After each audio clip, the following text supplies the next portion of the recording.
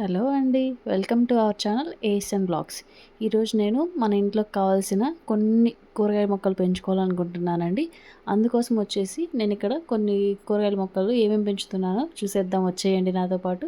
నేను ఇక్కడ ఏం తీసుకుంటున్నానంటే కొంచెం మట్టి, అలాగే ఎండబెట్టినవి ఉన్నాయి కదండీ! ఇంట్లోనే నేను కూరగాయలు కోయగా మిగిలినవి కొన్ని దోస గింజలు, మటకాయ గింజలు, అలాగే ఇంట్లో కూర కోసం తెచ్చుకున్న టమాటాలు కొంచెం ఉంటే అవి పాడైపోగా విత్తనాలు తీసి మొక్కలేసుకోవడానికి యూజ్ చేస్తున్నానండి.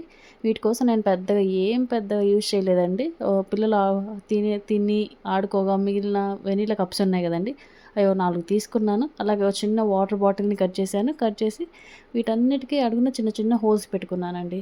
చిన్న చిన్న హోల్స్ పెట్టుకొని దాంట్లో కొంచెం అడుగున రాళ్ళేసుకొని కొంచెం మట్టేసానండి. మట్టేసిన తర్వాత ఈ విత్తనాల గింజలన్నీ ఏసానండి. ఈ విత్తనాల గింజలన్నీ ఏసిన తర్వాత అంటే పచ్చివేనండి ఇవన్నీ. దోసకాయ, మట్టకాయ ఎండబెట్టేసాను. అలాగే రెండిట్లో టమోటా ఏసాను, రెండిట్లో మట్టకాయ ఏసాను. ఒక దాంట్లో దోస గింజలేసానండి. తర్వాత పైన మట్టితో లేయర్ తోటి కొంచెం నేను కవర్ చేసి పెట్టుకున్నానండి.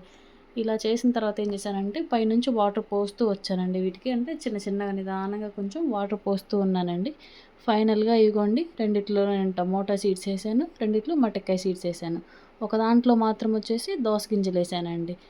చూడండి ఇప్పుడు పెట్టాను కదా! సాయంత్రం అయిందండి. ఇవి ఒక 4 రోజులు అయిన తర్వాత వీటిలో మొలకలొచ్చిన తర్వాత ఎలా ఉంటాయో నేను మీకు చూపిస్తానండి.